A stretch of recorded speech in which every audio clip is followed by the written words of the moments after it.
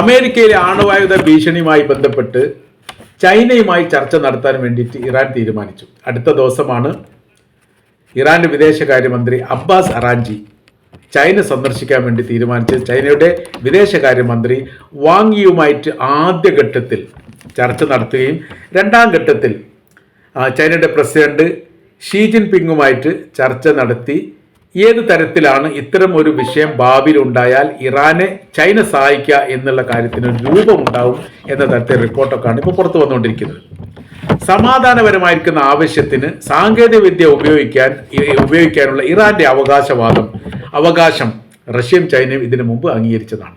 അതിൻ്റെ മേലെ അമേരിക്കയുടെ ഇടപെടൽ ഉണ്ടായാൽ തീർച്ചയായിട്ടും നിങ്ങൾ ചോദ്യം ചെയ്യുന്നതാണ്.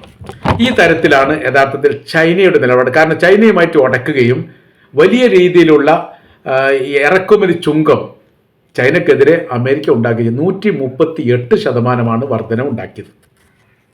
ഇതിന് ചൈന തിരിച്ചടി നൽകുകയും ചെയ്തതോടുകൂടി നയതന്ത്ര ബന്ധം വല്ലാത്ത രീതിയിൽ ചൈനയുടേതും അമേരിക്കയും ഒലിഞ്ഞു നിൽക്കുകയാണ്. അതോടനുബന്ധിച്ചാണ് ഇറാനുമായിട്ടുള്ള സങ്കീർണമായിരിക്കുന്ന വിഷയങ്ങൾ ആണവായുധവുമായിട്ട് ബന്ധപ്പെട്ട് ഇസ്രായേൽ ഉണ്ടാകുന്ന ആദി അമേരിക്കയെ ധരിപ്പിക്കുകയും അമേരിക്ക അതിൽ ഇടപെട്ടുകൊണ്ട് ആണവായുധം ഇല്ലെങ്കിൽ അവരുമായി യുദ്ധത്തിൽ ഏർപ്പെടാൻ തങ്ങൾ തയ്യാറാണ് എന്ന തരത്തിലുള്ള ഒരു പ്രഖ്യാപനം ട്രംപിൻ്റെ ഭാഗത്ത് ഉണ്ടാവുകയും ചെയ്തു.